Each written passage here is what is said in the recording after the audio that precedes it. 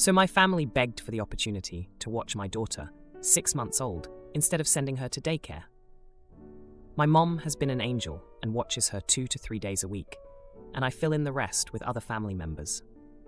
However, my mother-in-law, MIL, has been an issue from the start, telling people that I'm keeping the baby away from her just because I don't invite her to see the baby. I just wish she would take the initiative to ask, instead of me pushing my child on her, if that makes sense. Well, I agreed to let her come for 1 day a week, but she decided she wanted to do half days instead. Whatever. So I get home from work one afternoon, and my mother-in-law and her mother are in my living room playing with the baby. I love her mother, but I had no clue she was coming to my house.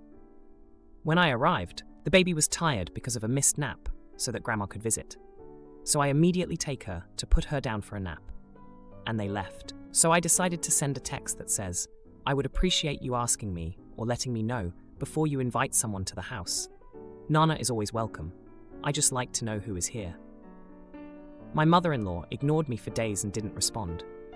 Then my fiancé goes to talk to her, and she says she is mad at me for talking to her that way.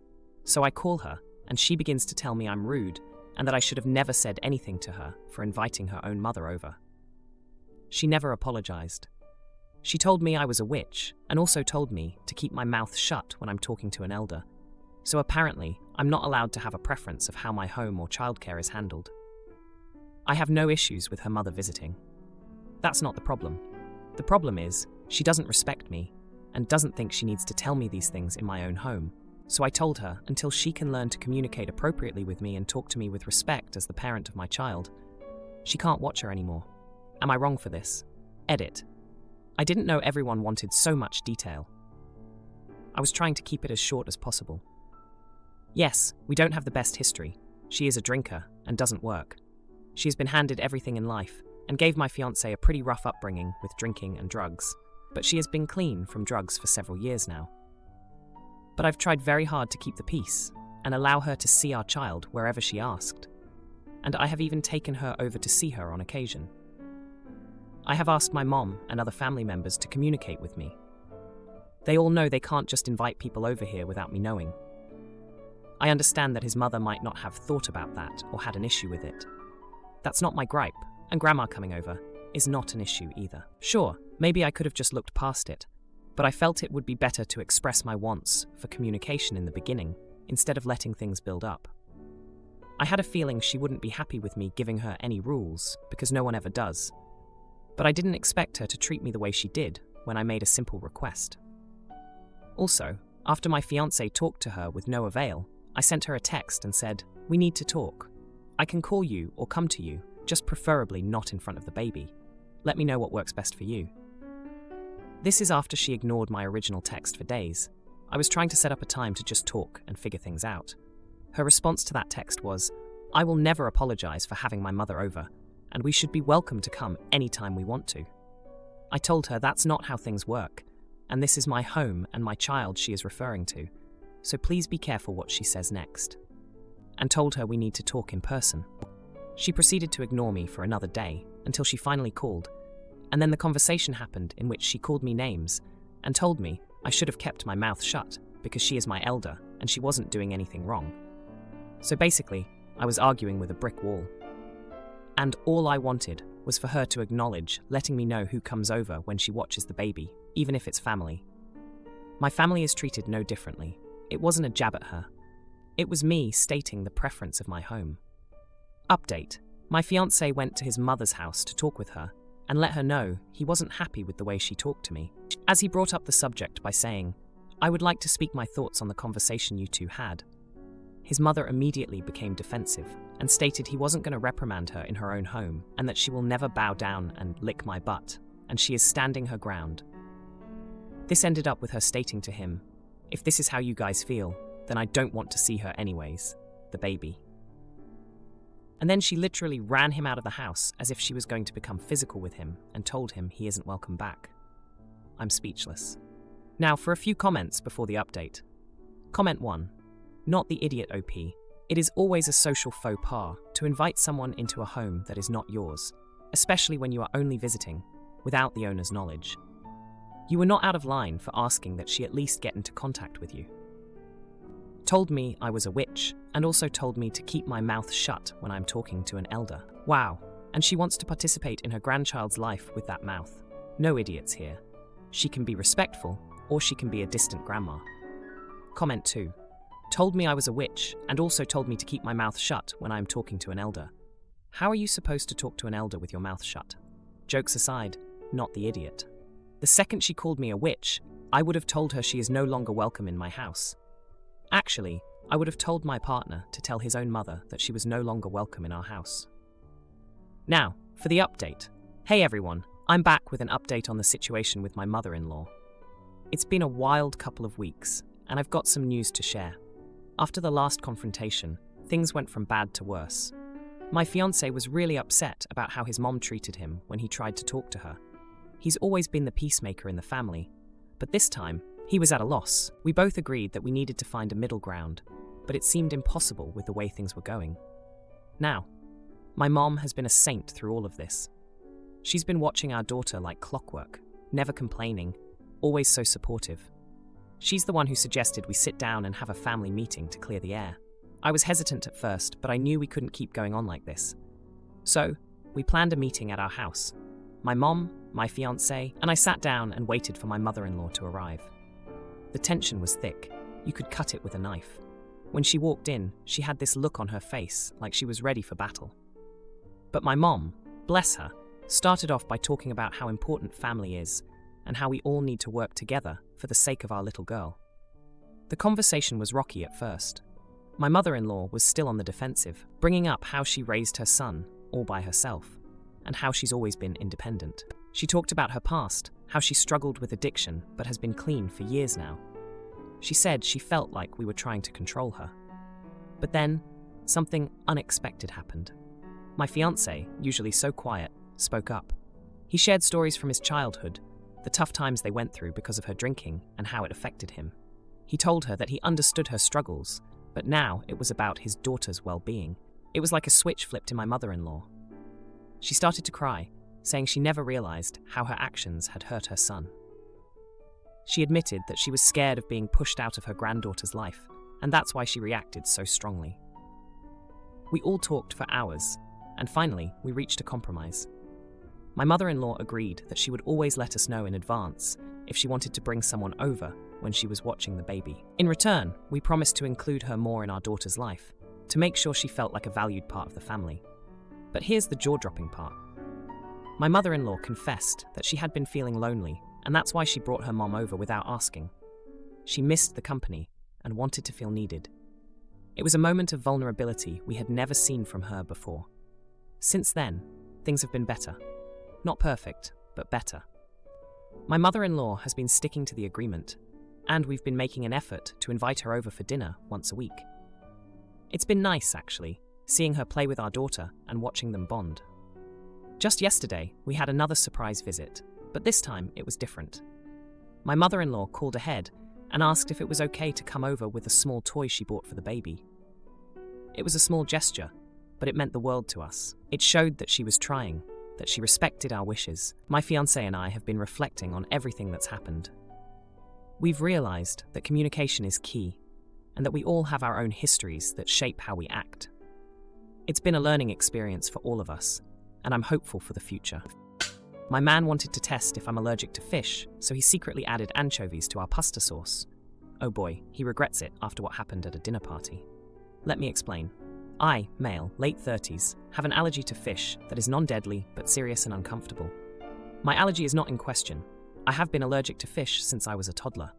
My partner, also male, also late 30s, loves fish. He could eat it every day if he could. In some cases, I can apparently eat fish, specifically canned tuna. I don't know why or how, don't ask. The canning process probably changes something, who knows. My partner knows about my fish allergy and my ability to eat canned tuna. Everyone in our shared lives knows about my fish allergy and my ability to eat canned tuna. My fish allergy and my ability to eat canned tuna is common knowledge and a fact of life. A few weeks ago, we ate at a restaurant that we've eaten at before. The server advises that one of the items which I ordered, which I've had versions of before at different restaurants, has anchovies in it. Some non-deadly allergy sufferers will understand here.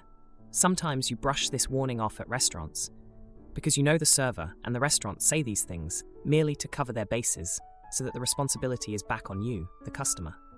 I decided to brush off the warning, as I've had the same dish at different restaurants before without any noticeable reaction. Maybe my allergy to anchovies is similar to my allergy to tuna in some way. We ordered the food. I ate it. It was good. No problem. Last week, my partner and I were at his place making a delicious tomato-based pasta sauce. I let the sauce simmer for about 20 minutes and excused myself from the kitchen to help out with some housework. During this time, my partner apparently covertly emptied a whole small tin of anchovies into the sauce without telling me to test his theory that my allergy, specifically to anchovies, wasn't real. He only revealed this tonight over a conversation with friends. Very, very luckily, I did not have a noticeable reaction. During this conversation with our friends, he took particular glee in proving how my allergy was wrong, paraphrased.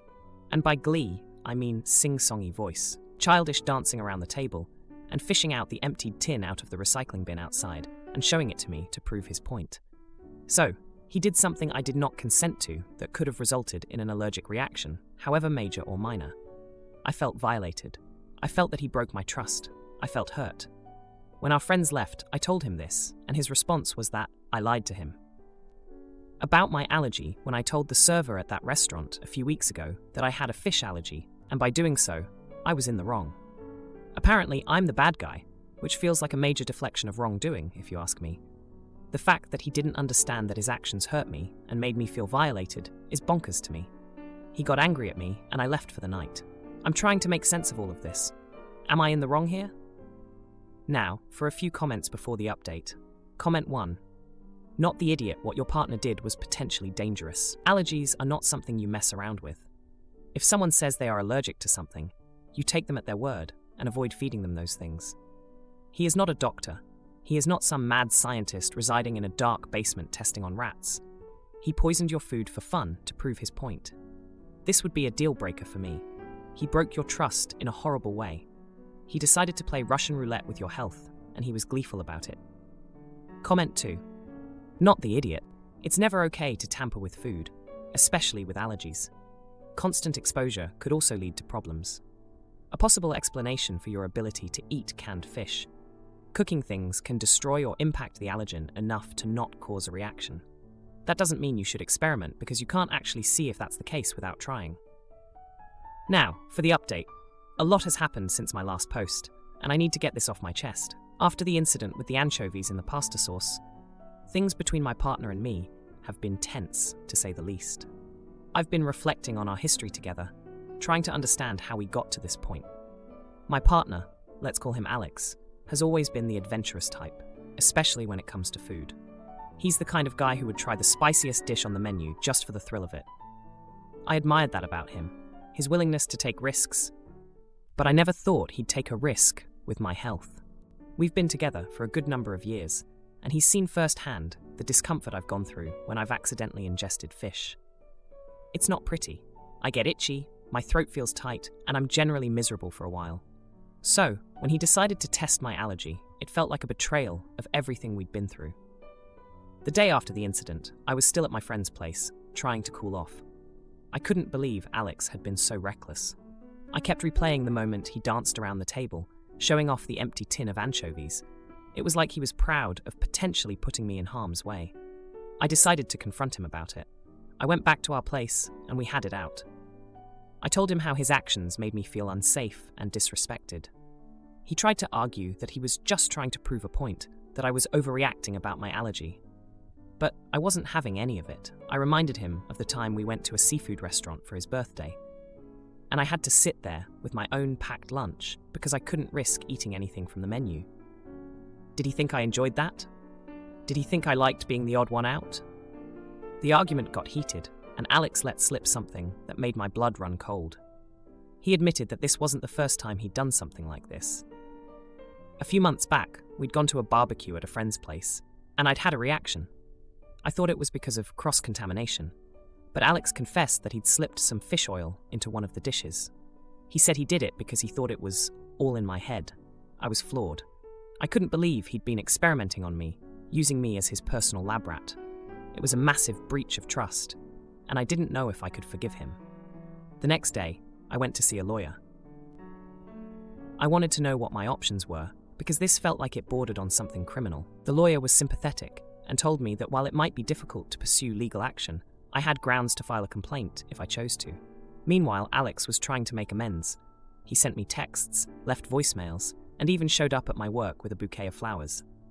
But I couldn't shake the feeling of betrayal. Then, 2 days ago, something happened that I didn't expect. We were both invited to a mutual friend's dinner party. I was hesitant to go, but I didn't want to let what happened between us affect my friendships. I showed up, and so did Alex. The dinner was awkward at first, but then our host, who's a bit of a foodie, started talking about this exotic fish dish he'd prepared. He went into detail about the ingredients and the preparation. I could see Alex getting uncomfortable, shifting in his seat. When the dish was served, Alex was the first to take a bite. He chewed, swallowed, and then his face went pale. Turns out, our host had used a type of fish that Alex had always claimed to be allergic to. He'd never been tested, but he avoided it like the plague. Within minutes, Alex was experiencing the same symptoms I would have if I'd eaten fish. It was a mild reaction, but enough to scare him. I didn't take pleasure in seeing him uncomfortable, but there was a part of me that thought, now you know how it feels. The irony wasn't lost on me, and I could tell it wasn't lost on him either. After the dinner, Alex came up to me, his eyes red and puffy. He apologized. This time it seemed sincere. He said he finally understood the fear and the feeling of betrayal I must have felt. He promised he'd never do anything like that again. Parents always give my siblings the best of everything, but I get the leftovers. Oh boy, I make them pay for it. I, 27-year-old man, am the third of 4 siblings and have always felt like an afterthought. Laurie, 33-year-old woman, Chuck, 29-year-old man, and Jade, 25-year-old woman, have always gotten the first and best from my parents and each other. I get the leftovers, if I'm lucky. I haven't gotten a birthday present from any of my siblings in about 10 years, but I still get asked to pitch in for group gifts for each of them every year.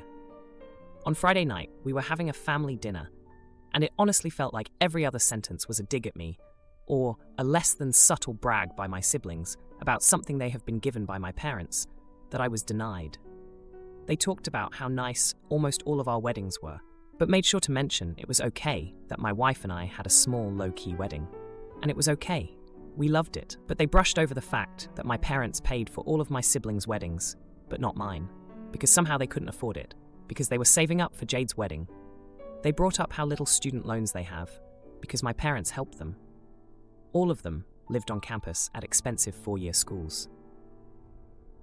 I lived at home and went first to a very prestigious, very hard to get into watchmaking school. I got paid to attend this school, so I paid rent at home. My parents paid for my tools, and I appreciate the help, I really do. But they paid $120,000 to $150,000 each for my siblings. They gave me $7,000 for tools. But to them, it's equal. When I went back to school on my own, I didn't ask for money and wasn't offered it. When my brother went back to school, they covered everything without him even having to ask. There were many other small moments, comments about cars and other lifestyle choices.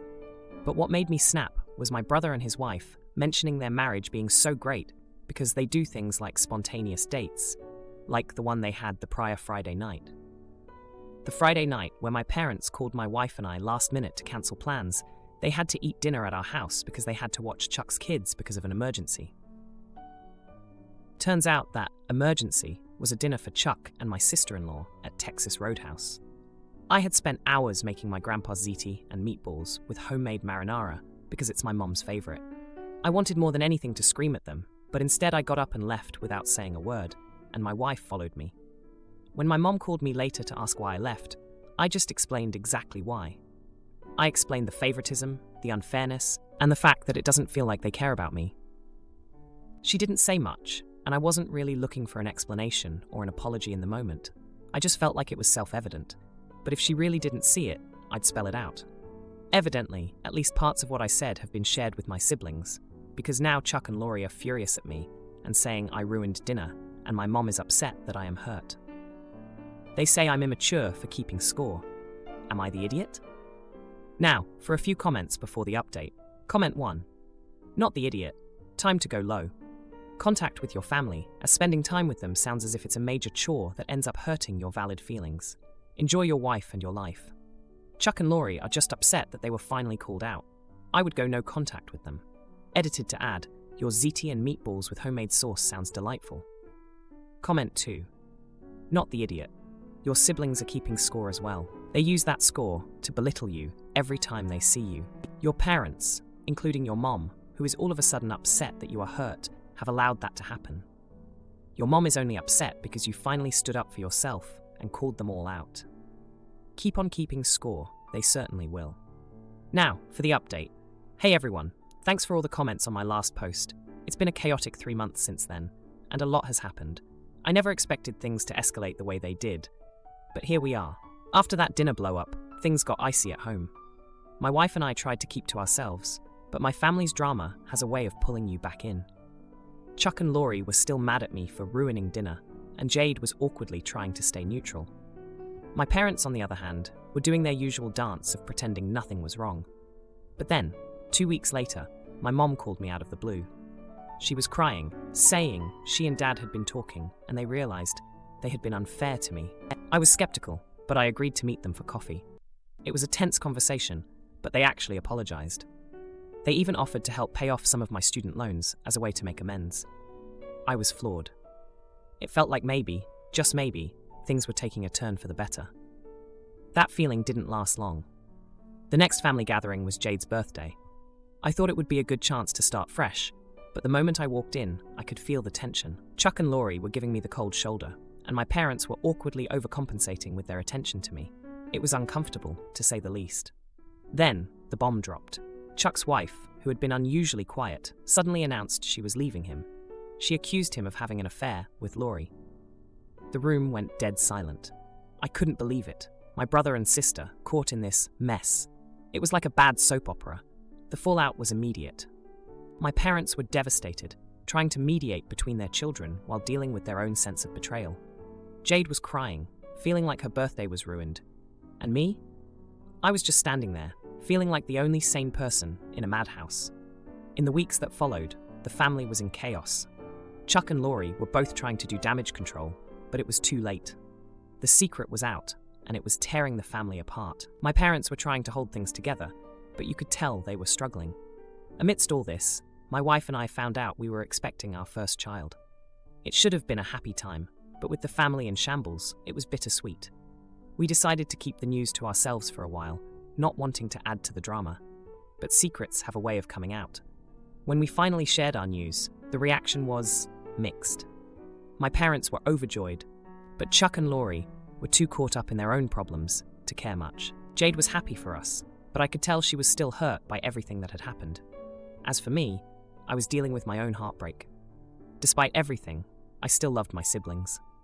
Seeing them at their lowest, knowing the pain they had caused each other and the rest of the family, it hurt. I wanted to be there for them, but I also felt betrayed. It was a mess of emotions that I'm still trying to sort through. And then, just when I thought things couldn't get more complicated, my parents dropped another bomb. They were getting a divorce. Years of favoritism and financial strain had taken their toll, and they couldn't pretend anymore. It was like the foundation of our family had crumbled. So here we are, 3 months later. My wife and I are preparing for our baby, trying to stay positive amidst the family drama. Chuck and Laurie are both in therapy, trying to work through their issues. Jade is doing her best to stay out of it, but I can tell she's hurting too. As for my parents, they're trying to navigate this new reality. They're both reaching out to me more, which I appreciate, but it's hard not to feel like it's too little, too late. If you like this video, you'll probably like these too. Also, while you're here, please consider subscribing. It's your support that keeps this channel alive and allows me to make better and longer videos. Have a great day.